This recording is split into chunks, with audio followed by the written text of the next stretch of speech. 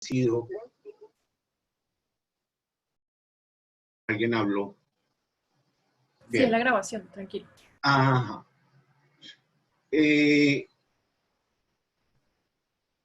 La relación entre literatura y cine es una relación de amor-odio,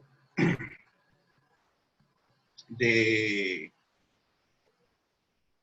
sujeción a lo largo de la historia del cine, de sujeción y dominación, pero eso tiende a relativizarse cada vez más y creo que se ha ido superando el complejo que representó la literatura en los primeros tiempos del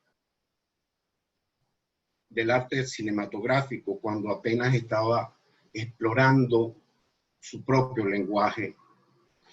Según la doctrina de las 7 artes enunciada por el filósofo y crítico italiano Ricciotto Canudo hacia 1911, en el manifiesto de las 7 artes, al cine, que coloquialmente, popularmente lo llaman el 7º arte, concurren 6 artes precedentes.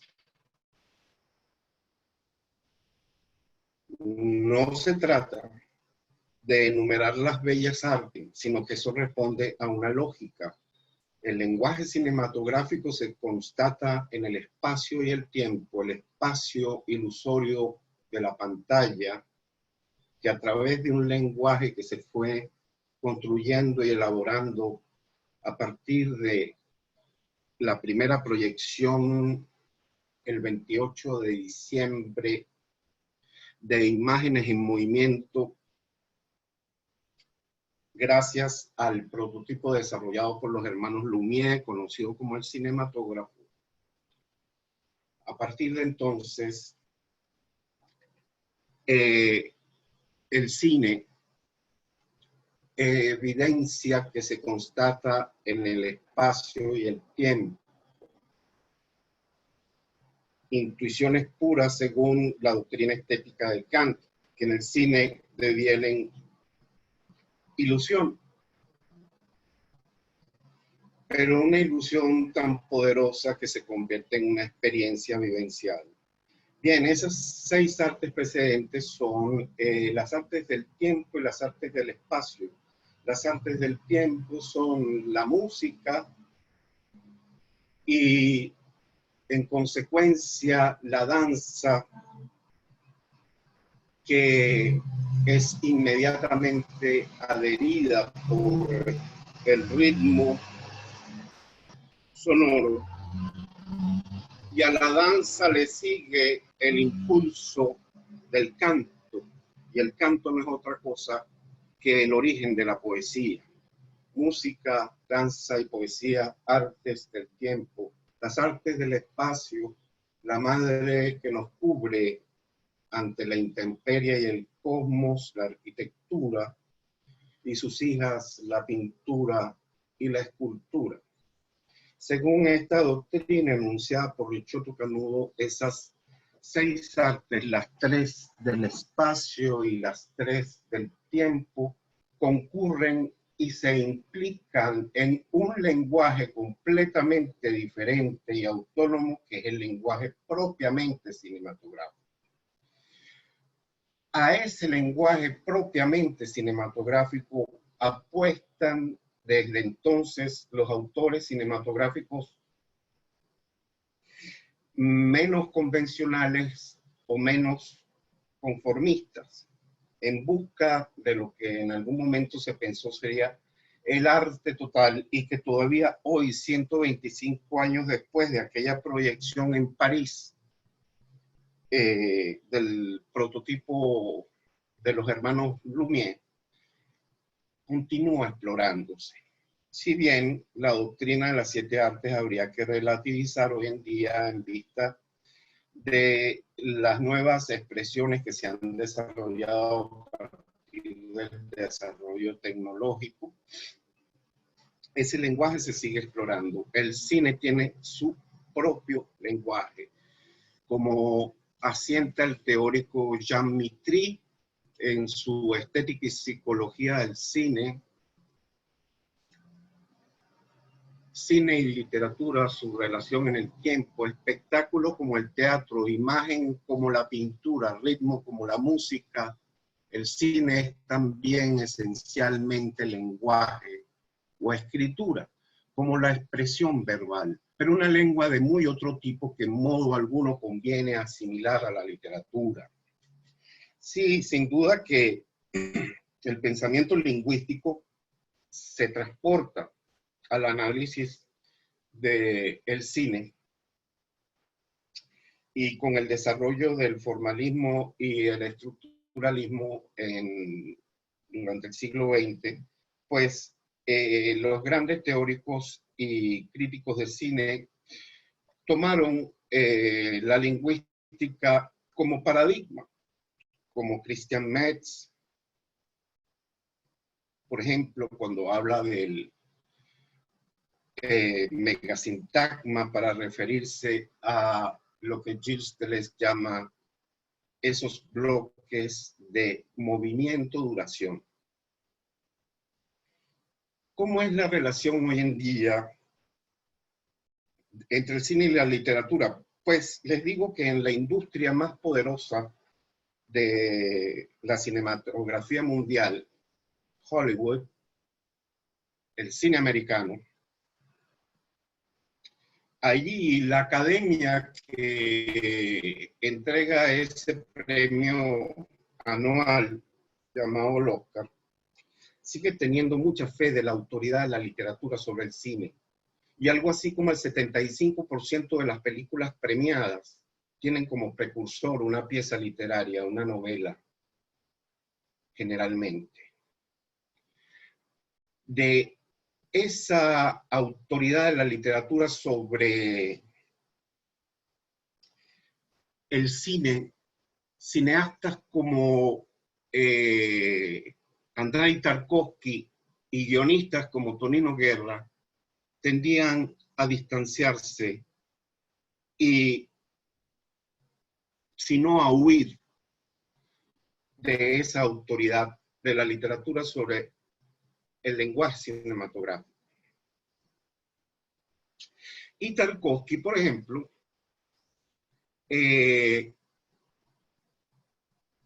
voy a cerrar Stop Share. Tarkovsky, en ese libro que para mí ha sido tan formativo y que me ha acompañado durante muchos, muchos años, que se llama Esculpir en el Tiempo, asienta lo siguiente con respecto a la relación entre literatura y cine. Hay obras de las que solo se le ocurriría hacer una película a quien despreciara por igual el cine y la literatura. Demuestran que su autor es absolutamente único por la unidad de todos sus elementos, por la precisión y la independencia de sus imágenes, por la increíble profundidad de los caracteres expresados en palabras y también por la fantástica composición y por su fuerza de convicción literaria. Ya va siendo hora de que separemos la literatura y el cine. Ahora con el boom del streaming y los gigantes del streaming como Netflix, hay una tendencia de la industria a romper con este prurito o esta doctrina cinemática del cine autoral, y los productores, los gerentes, los que toman las decisiones, parecieran estar convencidos de que cualquier pieza literaria puede ser adaptada. Y tengo noticia de que 100 años de soledad ya ha sido adaptada. Que yo sepa, todavía no ha sido estrenada. A lo mejor la estrenaron y me la perdí porque tengo una resistencia muy personal a ver la obra de Gabriel García Márquez, convertida en espectáculo audiovisual, puesto que no en balde Gabriel García Márquez, que fue un hombre de cine también, nunca quiso ceder los derechos, en particular de 100 años de soledad, porque no la concebía en cine. Basta leer la primera página de 100 años de soledad y procurar trascender la imagen que tiene lugar solo en la psique profunda del lector al espectáculo cinematográfico. Entonces es delicado. Desde luego que nadie puede, solo el autor puede poner limitaciones al deseo de adaptar de la industria cinematográfica. Y así, el streaming ofrece el equivalente hoy por hoy de lo que en el siglo pasado ocupaba el nicho que llamamos de los bestsellers. Esas narraciones abundosas de información y simplificadas para un lector común, para un público amplio, como la que hace Gary Jennings a partir de los escritos de Bernardino de Sahagún. No recuerdo muy bien el nombre de la obra de Sahagún, Historia de la Nueva España. En todo caso, Gary Jennings toma toda esa información acopiada por aquel fraile en el siglo XVI y la convierte en una narración muy amigable para un público amplio. Lo mismo hizo con la historia documentada de los pueblos bárbaros y escribió una novela llamada algo así como El Godo.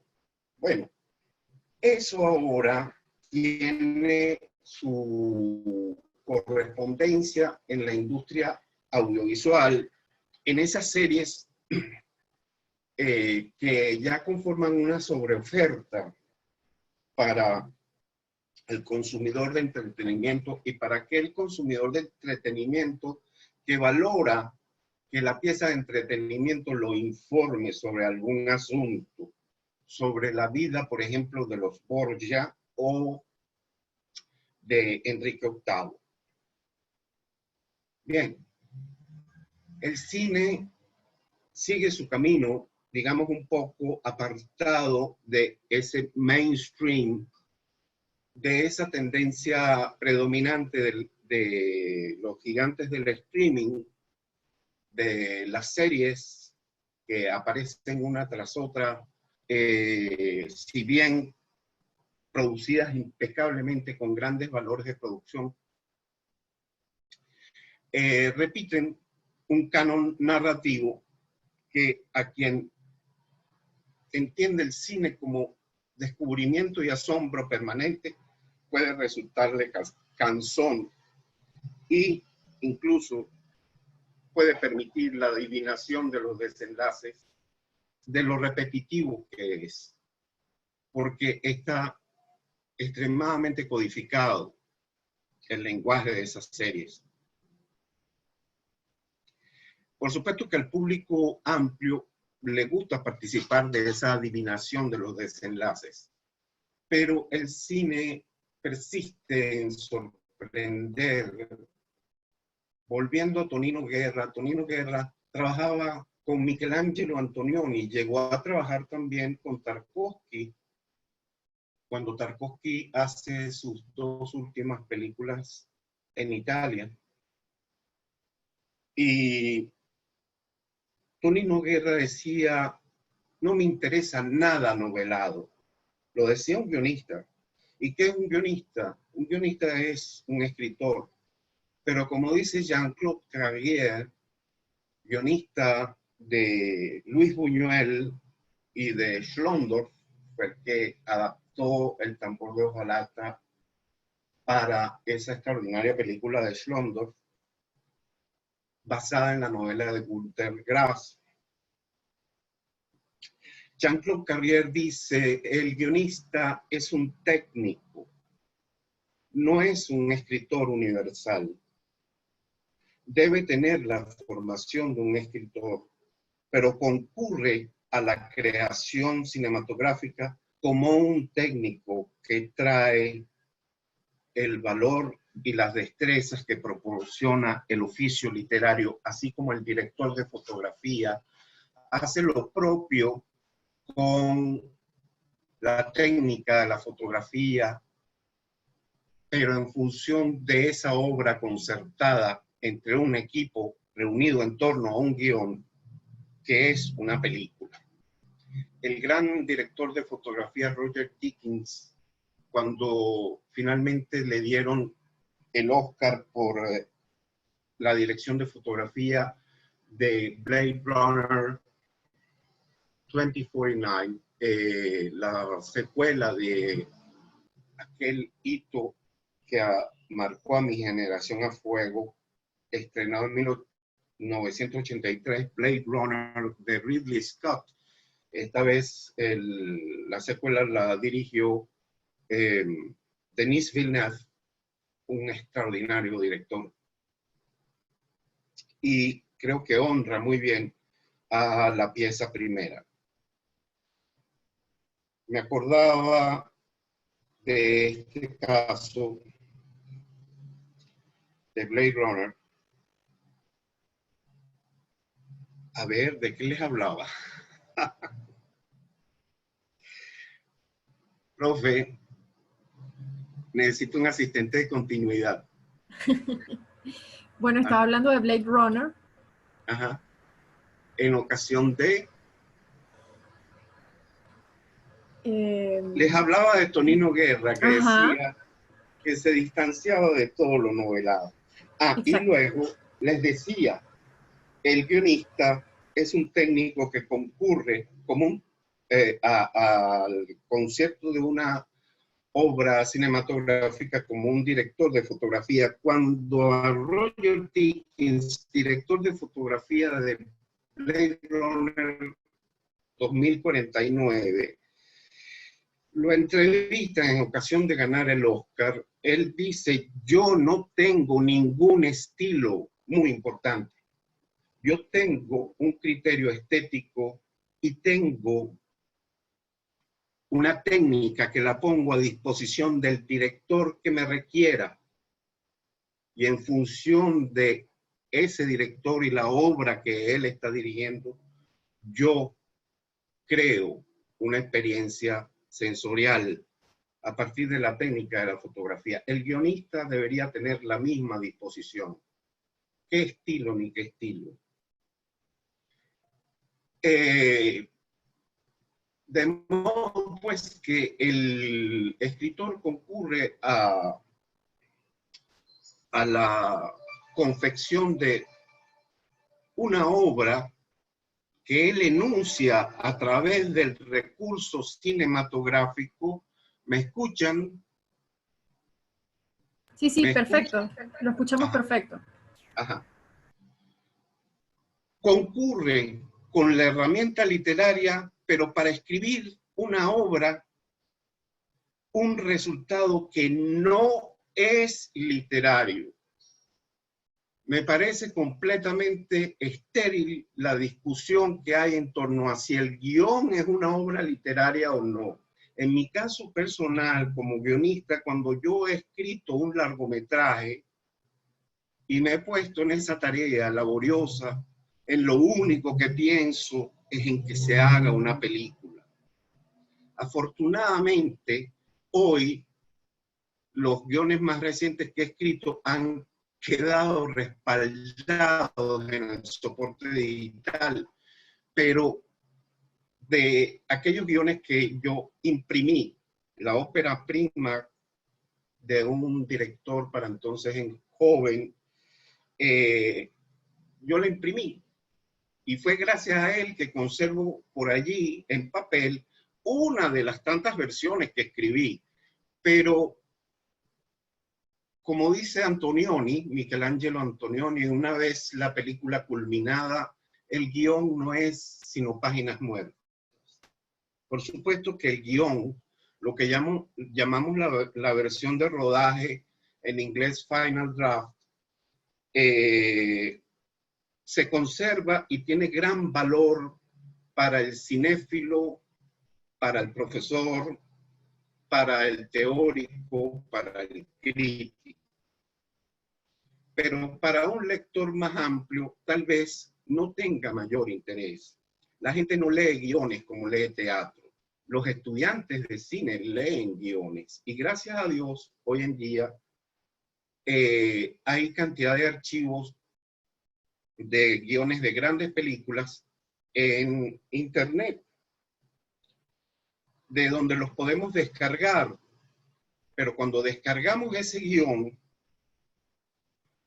y lo confrontamos con el resultado cinematográfico, vemos que hay una correspondencia relativa y que el resultado en pantalla se aparta un poco, se aparta bastante de lo escrito. Se conservan con cierta fidelidad los diálogos. Si el guionista es lo suficientemente diestro, se puede ver en el guión de rodaje, el guión literario de rodaje, las correspondencias entre lenguaje escrito y plano. El guionista trabaja con el recurso literario exclusivamente, no escribe valores referidos a la mecánica del cine. Un guionista no se permite escribir plano picado, plano medio corto, con un lente 8, ni hace anotaciones de diafragma, ni de otros valores que concurren a la mecánica de la realización. Eso queda en manos del director y su asistente de dirección y del director de fotografía y todo el equipo que tiene bajo su supervisión y mando. De modo que el guionista se limita a enunciar la película solo con el lenguaje literario. De ahí la importancia de la formación literaria de todo el que quiera hacer cine. Sí, la literatura es un precursor del cine. Y, como les digo, el cine no termina de desembarazarse de esa autoridad y el statu quo tiende a continuar otorgándole autoridad a la literatura. No sabemos si en ventaja de la literatura o qué. Yo fui educado bajo la máxima. Mis padres siempre fueron de los que decían, el libro es mejor, ¿no? Pero cuando yo veía El tambor de hojalata, siendo yo muy joven, y después llegaba a casa y veía aquel ladrillo de Günter Grass, yo decía, de momento no me interesa comparar si la novela es mejor que la película. Y me quedó pendiente esa novela de Günter Grass. Por favor, perdóneme. No tengo duda de que debe ser extraordinaria. Algo la he ojeado, pero la película se me quedó en el alma. 2001, Odisea del Espacio, también parte de un precursor novelístico de Arthur C. Clarke, lo mismo que Blade Runner, de Sueñan los androides como ovejas eléctricas de Philip K. Dick, y así. Es muy frecuente ver que las grandes películas, las que mejor recordamos, las que se nos quedan en el alma, tienen ese precursor literario. Bien, en la industria venezolana no es frecuente, a pesar de que tenemos ese corpus literario extraordinario, no son muchas las adaptaciones y aquí prevalece el guión original.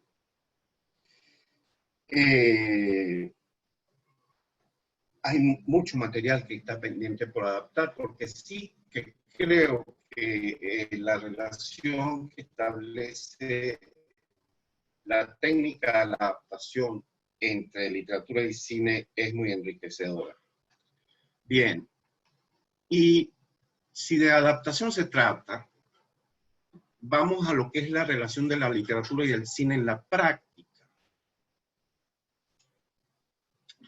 En mis cursos de adaptación cinematográfica yo desafío a los estudiantes a visionar la película en el propio texto literario. Es un ejercicio que les pongo. Detecten el plano en el propio texto literario. Y hay textos literarios, como nos indica Tarkovsky, que sí que parecieran visionar o servir en bandeja una pieza cinematográfica. Tarkovsky lo dice de su ópera prima, La infancia de Iván, basada en una novela de Vladimir Bogomolov. Y hay una novela de un estadounidense llamado John Updike. Déjenme ver si tengo acá, profe, ¿la tiene ahí? Corre, conejo, corre. Sí, la tengo. Corre. ¿La podrá compartir la primera página, por favor? Ok, un momento.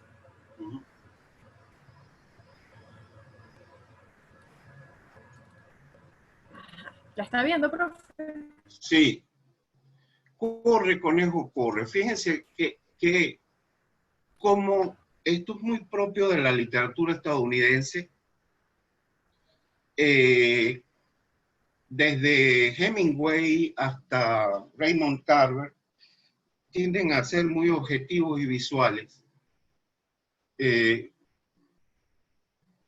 Esta es la introducción de, podemos subir un poquito, profe, el documento hasta el inicio de la novela, el primer párrafo. El primer párrafo, por favor. Ajá, aquí estamos. Sí. Unos chiquillos juegan al baloncesto en torno a unos chiquillos juegan al baloncesto en torno a un poste telefónico al que han atornillado el tablero. Es un torbellino de piernas y gritos, los zapatos deportivos que raspan el suelo y hacen saltar los guijarros diseminados por el callejón, parecen catapultar sus voces al aire húmedo de marzo hacia la franja del cielo por encima de los cables. Conejo Armstrong, vestido con traje de calle, sube por el callejón y se detiene a mirarles. Aunque tiene 26 años y mide 1,90 m, con esa altura sería un conejo inverosímil, pero la estrechez del pálido rostro, el azul claro de los iris y un temblor nervioso bajo la breve nariz en el instante en que se lleva un cigarrillo a los labios, explican en parte el mote que le pusieron en su infancia. Se queda ahí parado pensativo, secuencia de presentación de personaje, y yo ahí, en el texto novelístico, veo los planos con su valor. Unos chiquillos juegan al baloncesto en torno a un poste telefónico al que han atornillado el tablero. Está escrito en presente indicativo, tercera persona del presente indicativo, que es el tiempo verbal en el que siempre se escribe guión. El pasado aparece en el guión solo como subordinado. El guión se escribe en el presente de la pantalla. Unos chiquillos juegan al baloncesto en torno a un poste telefónico al que han atornillado el tablero. Plano general o plano de establecimiento, un poco picado hacia el tablero sostenido por un poste. Es un torbellino de piernas y gritos. Plano medio largo a nivel, en este caso a ras, que me permita ver solo los zapatos y las piernas de los chiquillos. Tengo valor de audio, gritos. Los zapatos deportivos que raspan el suelo, ahí ya tengo cortes sucesivos y hacen saltar guijarros diseminados por el callejón. Parecen catapultar, y ahí tengo un tilt up, sus voces hacia el aire húmedo de marzo, hacia la franja del cielo, un plano que me deja en un ángulo, en el ángulo derecho inferior, en el encuadre, el poste que sostiene el tablero de básquet y el mayor aire o volumen en el espacio de pantalla para el cielo de un tiempo primaveral en Estados Unidos. Conejo Armstrong, y ahí tengo presentación de personaje. La puedo iniciar, si tomo decisión de director, con un primer plano de ese rictus que le asigna el sobrenombre, pero también puedo abrir con un valor que viene después, ascender por el callejón. Y de pronto podría ser un pan que termine en un plano que relaciona espacialmente el espacio de los chiquillos que juegan básquet con el de Conejo Armstrong, que lo observa a cierta distancia tras una pared. Puedo hacer otro corte que me permita un contraplano de Conejo Armstrong que mira hacia los chiquillos al tiempo que enciende un cigarrillo, plano de detalle que le da al cigarrillo, luego plano de establecimiento, un plano general en el que podemos ver toda la escena compuesta por los niños que juegan y Conejo Armstrong, que los contempla en principio sin querer, evitando que se note su presencia. Todo ese valor cinematográfico ya está en la novela, pero eso no suele ser así. Luego, ese ejercicio que yo les pongo a los estudiantes es el que yo acabo de hacer. Y les pido, vean, traten de ver la película en el propio texto literario, porque según mi experiencia, cuando un estudiante viene a proponerme que va a adaptar un cuento de Lovecraft, ahí, bueno, empiezo a sentir un gran dolor de cabeza porque yo me pregunto, pero ¿cómo vas a convertir en imagen, en movimiento, un cuento de Lovecraft que acontece en la profundidad de el espectador o del lector, en la profundidad de su psique? Entonces trato de persuadirlos a que adapten cuentos más próximos a una realidad objetiva, reconocible. Raymond Carver, el estadounidense, si bien suele escribir en pasado, también nos sirve lo que podría ser un protoguión. Ahora, nunca es tan sencillo, y el guión siempre replantea la unidad de acción, así como la estructura de la trama, que puede ser más, sobre todo en el cine de hoy, que ha impuesto la analepsis como lenguaje predominante, pues el relato cronológico es fragmentado, deconstruido de cara a una realización cinematográfica mediante el recurso de analepsis, el flashback, el flash forward, los saltos en el tiempo, que le dan un tempo propiamente cinematográfico a la nueva pieza que brota de un precursor literario. Podemos ya salir de esta... Ajá. En cuanto al ejercicio que suelo ponerle a mis estudiantes, vamos a ver si tengo aquí un ejemplo.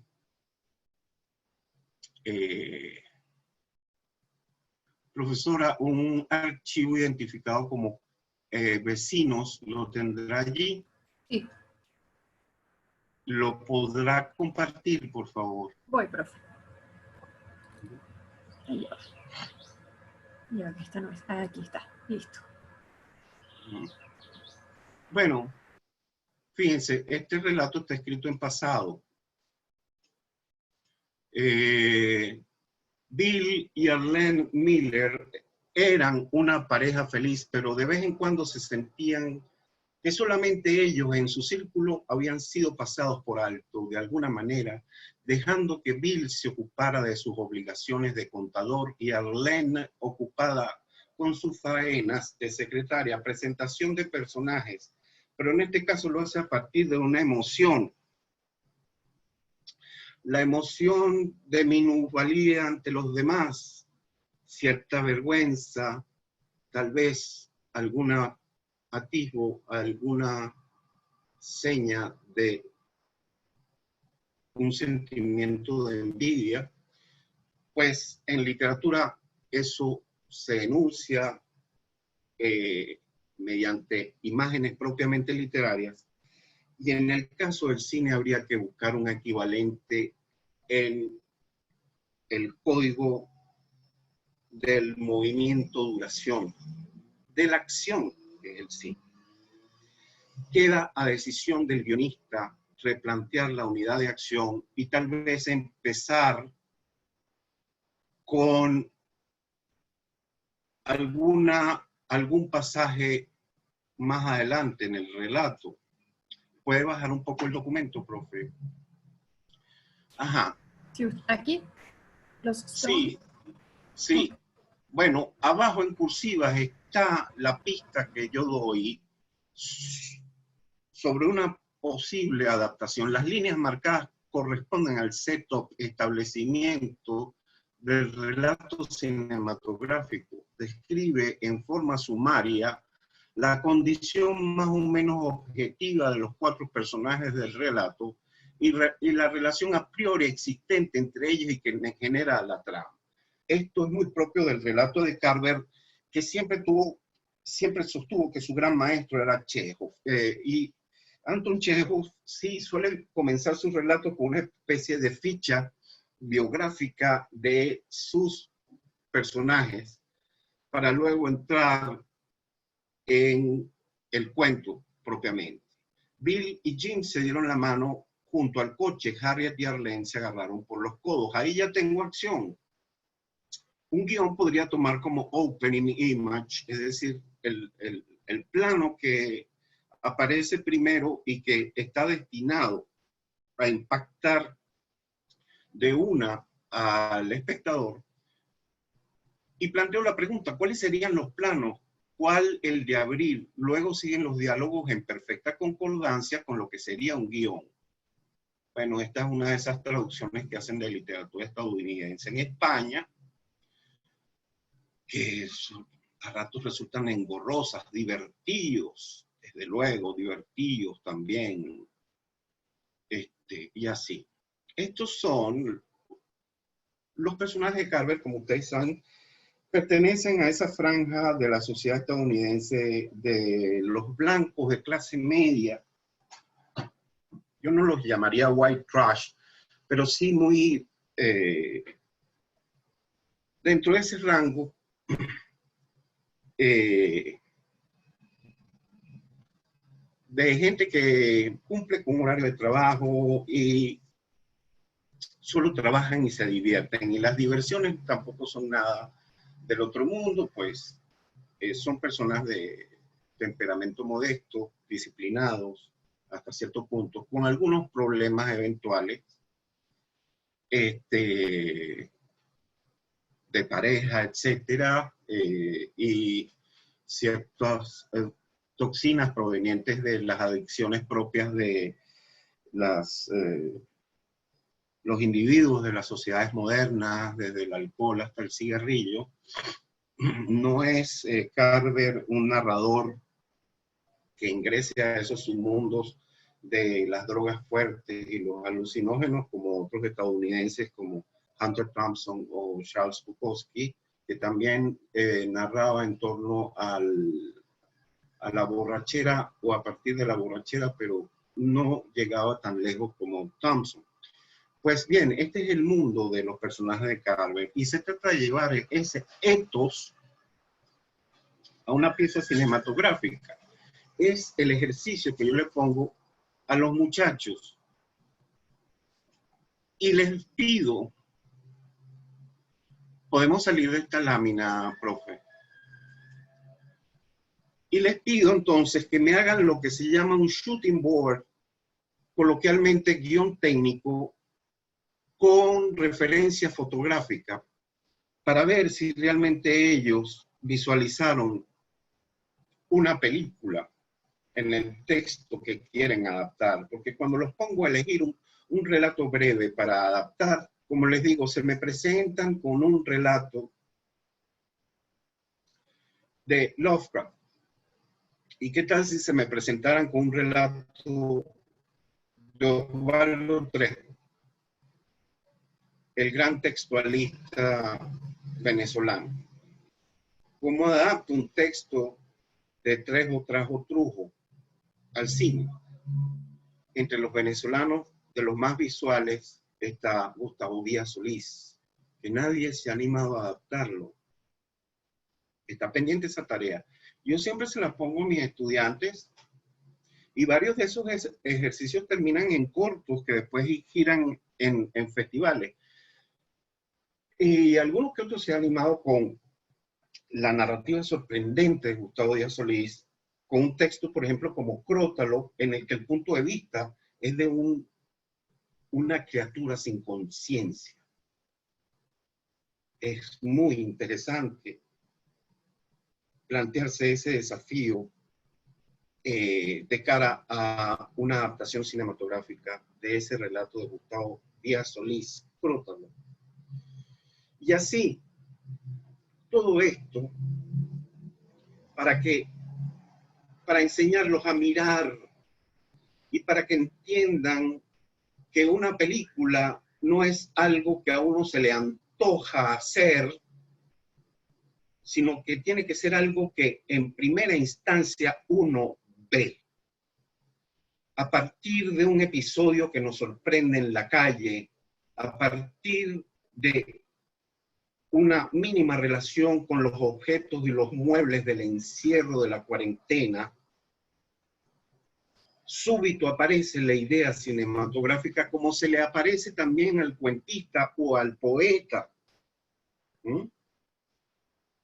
Hay algo de instantaneidad, mas no es pura inspiración ni intuición. Yo no creo en la intuición, yo creo en la tecné de Aristóteles, que hace posible la poiesis, que es el fenómeno, el acto de la creación. Si no hay una tecné previa, pues no hay tal inspiración, ni hay tal intuición. No creo en artistas intuitivos. No existen. Un artista tiene que estar dotado, en primer lugar, de un don, desde luego, pero ese don tiene que desarrollarse a través de una técnica. Bien, esto es lo que tengo que decir sobre la experiencia, a partir sobre todo de mi experiencia entre la literatura y el cine. Hay otras tentaciones que puede tener un guionista de cara a las ventajas que ofrece la literatura. ¿Cuál es esa tentación? Lo que el teórico Michel Chion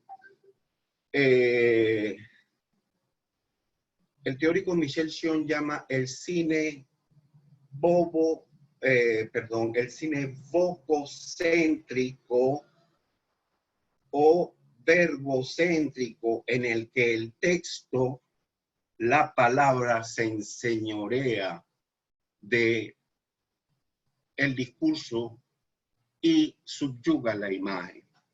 Entonces, es muy frecuente ver como estrategia narrativa cinematográfica el recurso al diario del protagonista. Algunos lo hacen magistralmente, como Paul Schrader en Taxi Driver. Y, en fin, es una de las convenciones de los cánones establecidos en la narrativa cinematográfica, el recurso al diario del protagonista. Hay otra película, no la única, por supuesto, pero que yo siempre la empleo para la enseñanza, que es el perfume, basada en una novela que va de un asunto que difícilmente tiene correspondencia en el cine. Las películas no huelen a nada. Ustedes me dirán, la literatura tampoco. Pero la literatura puede hablar de un olor. El problema es representarlo en cine. Y como ejemplo tengo el video de la secuencia de abrir de la película El perfume, una novela muy conocida que fue adaptada al cine. Aquí lo tengo.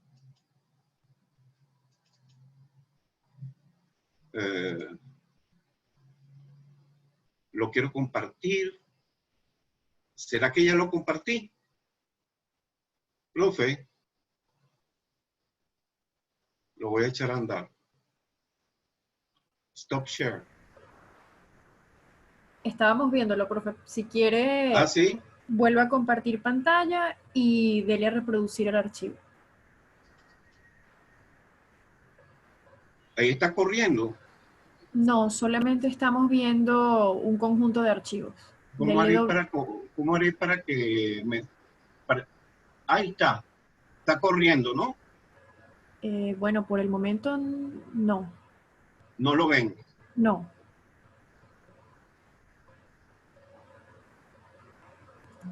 ¿Quiere que pruebe yo con el archivo en Drive?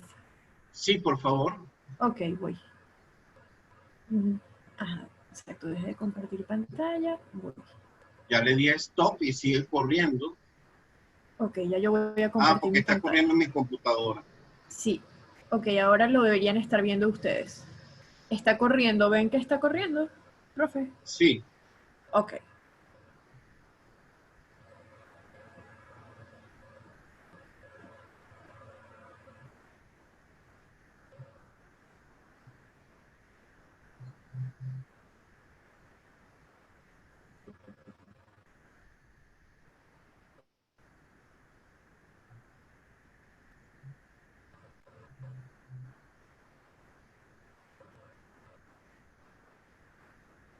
No tengo... Y tal vez pueda... Se había parado la grabación. Ajá. Bien. Les comento, en la novela, en la película, se recurre a un narrador en over omnisciente, de focalización cero. Y es la voz de Dios. Bueno, el que habla es ese extraordinario actor inglés llamado John Hart.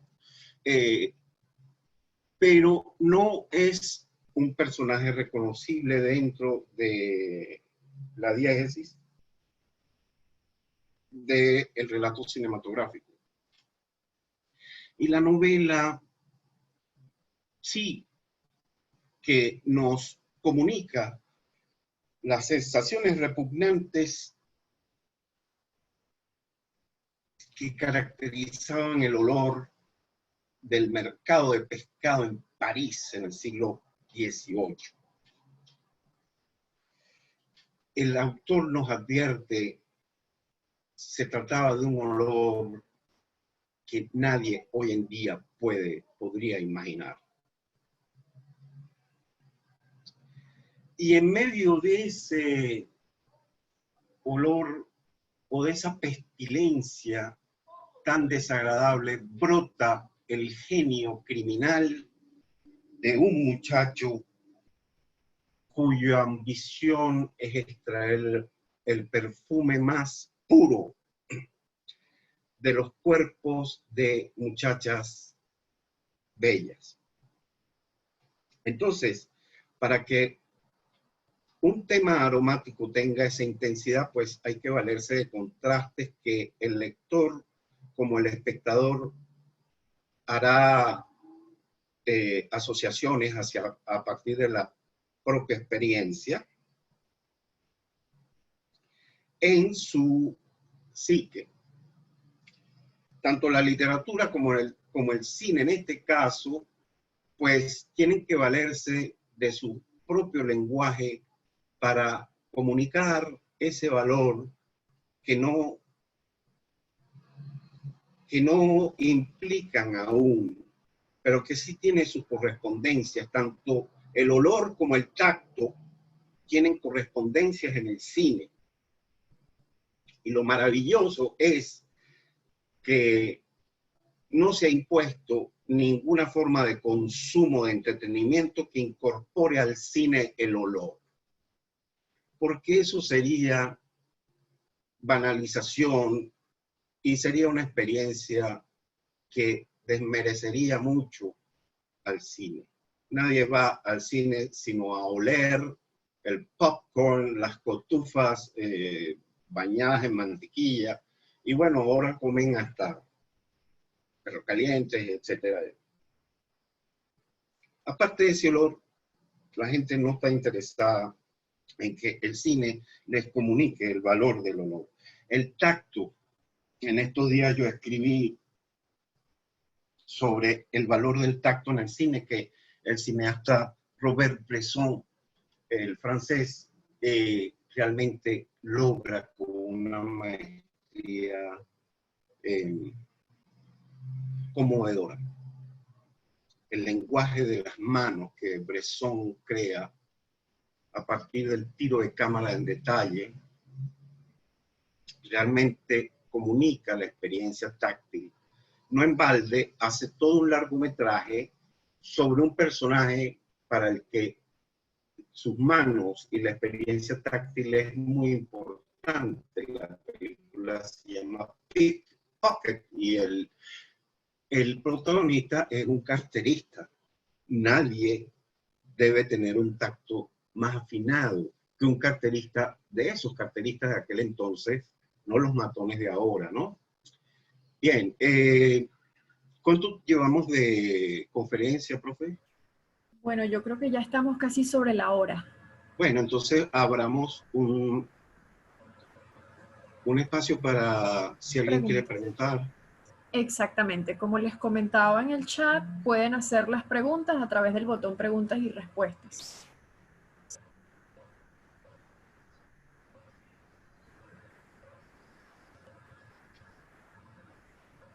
Estoy atento. Sí, vamos a esperar un momento. Estoy atento. Mientras van escribiendo.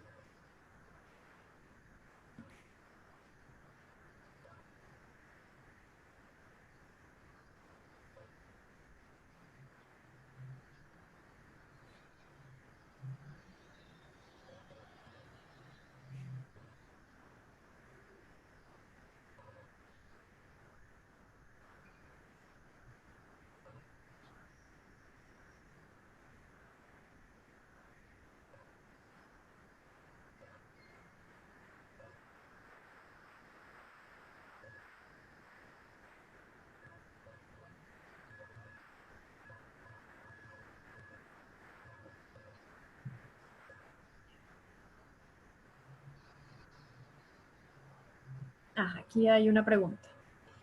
Ajá. ¿Qué opina de las adaptaciones de Shakespeare en el cine, en la película Ran de Akira Kurosawa, El Rey Lear, y West Side Story de Robert Wise, Julieta y Romeo? Bueno,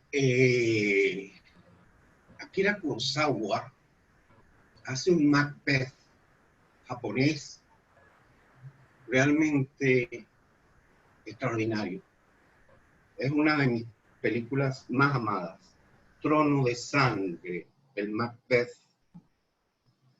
de Akira Kurosawa, basado en Shakespeare. Hay otro Macbeth de un neozelandés llamado Justin Kurzel, que es Shakespeare, pero a campo traviesa.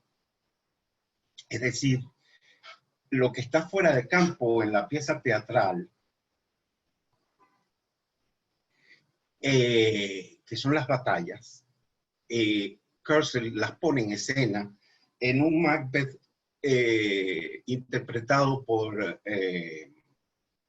Michael Fassbender, y Lady Macbeth la hace Marion Cotillard, que es una Lady Macbeth irresistible la que logra esa actriz. Luego está El Rey Lear, que también adapta a Kurosawa. Y Shakespeare, no olvidemos que es, bueno, Shakespeare está entre los libros obligados para cualquiera que quiera escribir cine o televisión. Yo siempre lo digo, si ustedes no han leído Shakespeare, pues entonces no se dediquen a esto. Busquen alguna otra cosa. ¿Mm? Tienen que leer a Shakespeare. ¿Qué vamos a hacer? La invención del humano, lo que Shakespeare nos aporta a los guionistas a la hora de crear personajes. Desde luego que en el teatro, y también pasa que en las adaptaciones que se han hecho de Shakespeare, Kenneth Branagh, el gran actor y director inglés, también ha hecho Enrique y ha hecho hizo Hamlet, suelen ser prácticamente textuales del texto dramatúrgico. Y ahí la emoción, la pasión que el cine comunica con movimiento, en el teatro lo comunica la palabra. Entonces, el teatro, entendido como un arte autónomo también, aporta al cine una duración paradigmática que le resulta de gran utilidad. Es raro que una adaptación de Shakespeare defraude en el cine. Shakespeare sí está servido para una correspondencia cinematográfica. Está también la que hizo Baz Luhrmann, de una adaptación de Romeo y Julieta, con Leonardo DiCaprio, pero ambientada en Los Ángeles en los años 90, y en vez de sables usan automáticas. Pero el texto que dicen está en el inglés de Shakespeare, el inglés del siglo XVII. De modo que sí, Shakespeare en cine hay que hacer mucho esfuerzo para desmerecerlo y hacer algo mal a partir de Shakespeare, ¿no? Hay que ponerle mucho. Está el Macbeth también de Orson Welles, y bueno, el inolvidable Hamlet de Laurence Olivier. ¿Alguna otra pregunta? Sí. Manuel Castillo pregunta, ¿usted cree que una obra literaria puede perder un poco de valor si le hacen muchas adaptaciones cinematográficas? Sí, desde luego que hay un desgaste. Pero Shakespeare parece resistirlo, porque ¿cuántos Hamlet se han hecho? Macbeth se han hecho el de Kurosawa, el de Purcell, el de Orson Welles. Y creo que Joel Cohen ya terminó de rodar uno. Macbeth además ha sido adaptado oportunamente al mundo de los gangs y de la mafia estadounidense. Recuerdo una película protagonizada por John Turturro en la que él hace Macbeth, un Macbeth, pero en los Estados Unidos, en el marco, en el contexto de la mafia, de las mafias italianas y las más recientes hispanoamericanas. Si un relato se adapta una y otra vez, ha ocurrido con otros. No me viene a la cabeza en este momento, pero sí podría haber un desgaste. Luego está el peligro de que la gente crea que por ver la película tiene el libro leído. Me hace gracia que Y eso pasaba cuando yo era estudiante de bachillerato, que nos mandaban a leer María y casualmente le estrenaban en esos días una versión que hicieron de María de Jorge Isaacs. Y entonces buena parte del salón se fue a ver la película. Y el día del examen se quedaron en las nubes, porque las preguntas estaban orientadas hacia qué es el criollismo, la metáfora, valores literarios. Y unos años atrás, cuando todavía había clubes de video, veo que llega un muchachón de estos atléticos, muy deportivos, y pide buenas a primeras preguntas si tienen el amor en los tiempos del cólera. Yo inmediatamente, yo estaba como cliente, le dije, te la mandaron a leer, ¿no? Sí. Bueno, no pierdas el tiempo. ¿Qué vas a hacer? Ustedes se imaginan presentar un examen sobre el amor en los tiempos del cólera a partir del visionado de una película que, en ese caso sí, la adaptación no me interesó en lo absoluto.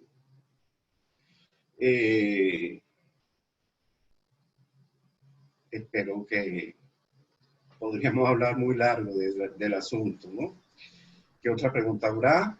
Sí, Joseph pregunta, cuando imagino una posible adaptación de una obra, por ejemplo, Luna de Plutón de Rothschild, ¿es posible usar el recurso de que un personaje describa y presente el ambiente de la obra, como usó Spielberg en Ready Player One?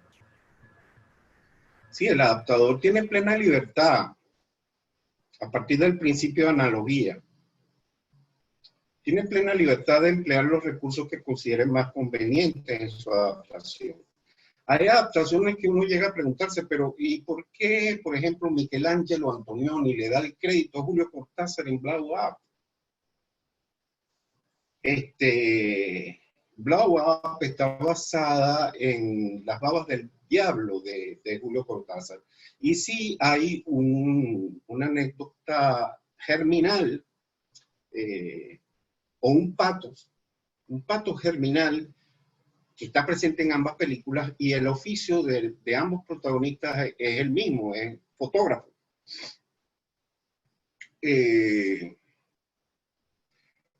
No hay límites para una adaptación, al punto de que al terminar un guión de adaptación, e incluso después, al final de la película, uno puede decir, bueno, mira, ¿para qué nos gastamos esos reales pagándole los derechos a Julio Cortázar? ¿Sí?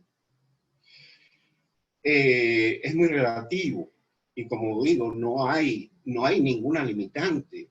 Siempre me preguntan, pero ¿hasta dónde uno puede adaptar? Hasta donde tú quieras. Hasta en el mejor de los casos te surja una adaptación que ya no es tal, sino que es una historia original, es una película de guión original. ¿Sí? Porque si a ver vamos, tendríamos que estar pagándole los derechos a Homero de todo, o más recientemente a Shakespeare. ¿Sí? Si es que esos derechos estuviesen vigentes.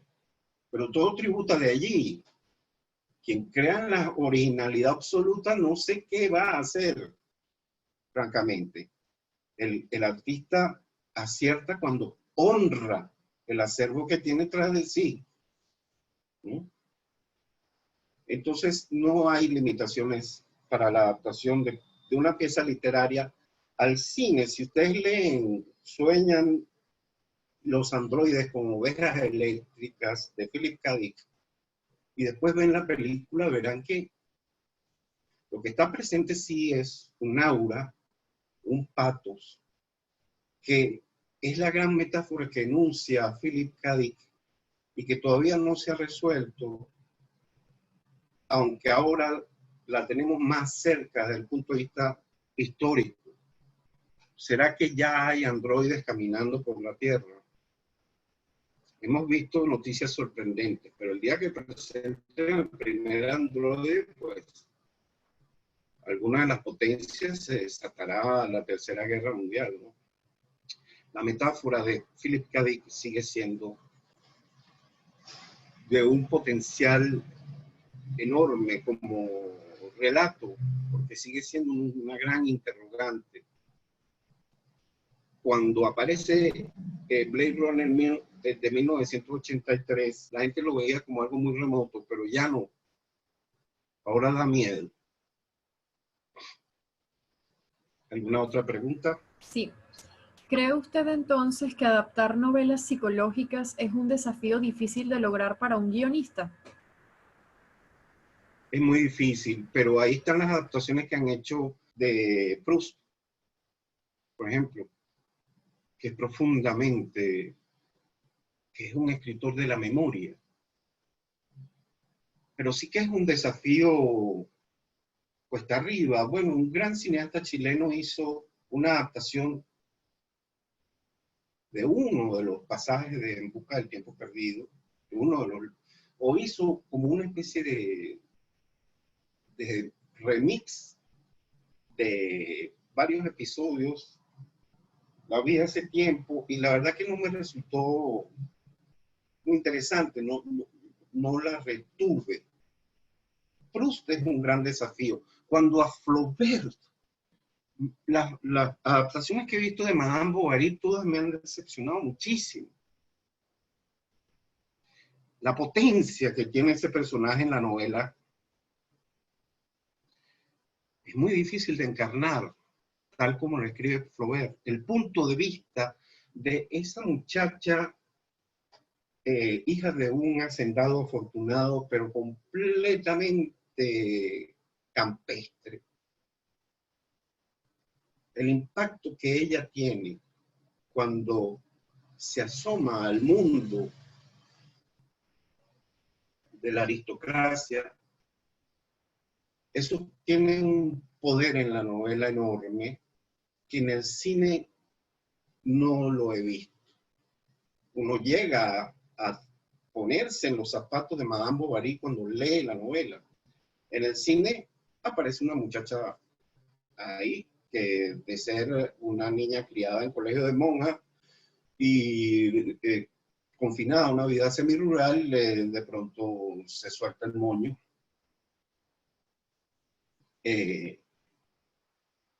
Muy anecdótico, ¿no?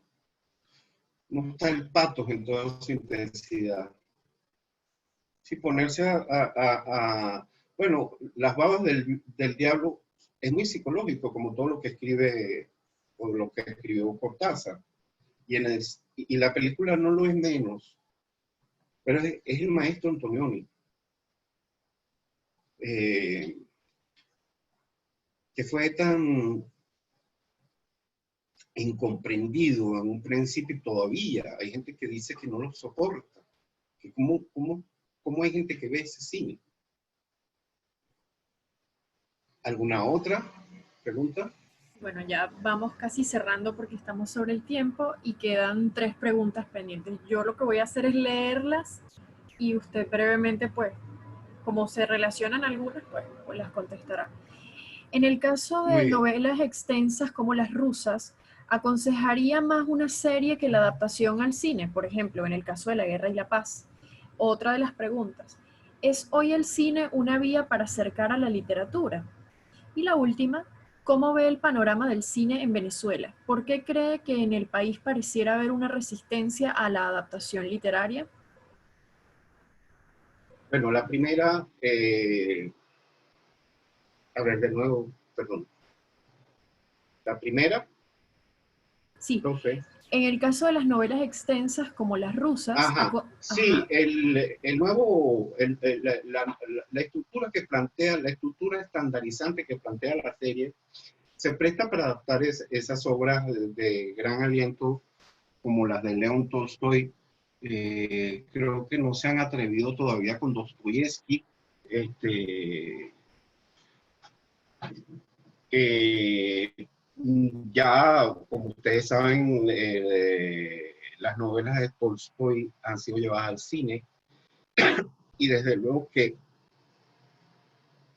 yo puedo tener cierto prurito, pero también fui escritor de televisión y sin duda que el formato de serie ofrece una gran plataforma de difusión del acervo literario, que tiene que ver con la segunda pregunta o la tercera. No, la segunda. La segunda. Sí, ojalá sea así. Ojalá sea así que una película sobre Mary Shelley, sí, en este caso una película, la que está en Netflix, lleve a la gente a leer esa obra genial que escribió esa muchacha, que es Frankenstein, o El Nuevo Prometeo. Ojalá la gente se interesara realmente por Mary Shelley y se den cuenta de quién realmente instaura el código de horror que hasta hoy se explota de manera, en ocasiones, banal y muy alegre. El código de horror que después se traslada a los lenguajes audiovisuales está en Frankenstein, claramente con sus valores visuales. Hay otras películas también que van de la vida de algún escritor y cuando son biopics, la gente dirá, bueno, pero ¿y cómo escribía este señor? Lo quiero leer. En ese caso, por supuesto que el streaming es una gran plataforma de difusión de la cultura. Eso no hay que perderlo de vista ni desestimarlo. Para nada. Y en cuanto al cine venezolano, la pregunta era, que ¿por qué no se ha adaptado? Exacto. Una resistencia. No ¿Por qué sé. cree que hay una resistencia para la adaptación? Bueno, cuando yo era pequeño y jovencito, la generación que yo llamo la generación de Foncine, yo pertenezco a la generación CENAC, y ahora tenemos la generación post-CENAC. La generación Foncine adaptó, Mauricio Wallenstein adaptó Cuando quiero llorar no lloro, Juan Santana adaptó Fiebre, Iván Feo y Antonio Gerandi adaptaron País Portátil. En ese entonces sí había como mucha tensión hacia adaptar la novela y sobre todo la novela histórica. Más recientemente, pues, creo que por una cuestión de presupuesto, porque nosotros tenemos que pensar en la factibilidad de realización que en Venezuela, como ustedes saben, no es la más auspiciosa. Y las novelas suelen exigir puestas en escena de época, etcétera. Más recientemente, un director con el que yo trabajé en un largometraje adaptó esa novela que tuvo tanto impacto hace unos 10 años, que marcó una generación, una especie de Bildungsroman llamada Blue Label. Fue adaptada al cine. Hay un director que está trabajando en la adaptación de La Otra Isla, de Zuñaga. Y así. Pero hay todo ese corpus de narrativa breve, por ejemplo, está ahí todavía, como una gran cantera para ser adaptada. Y como yo les digo, cuando un joven guionista, un joven realizador, o un joven escritor quiere emprender esa aventura de adaptar un relato, ya como recomiendan los profesores de guión, tienes que matar al autor del relato. Olvídate de que existe. Y cuando termine la adaptación, entonces te vuelves a entender con él. Si está vivo, le tienes que pagar sus derechos o llegar a un acuerdo con él de cesión. En fin, ahí está a la espera de mejores tiempos porque ahora estamos viviendo en el cine venezolano. Bueno, ustedes se lo pueden imaginar. Un momento de gran precariedad.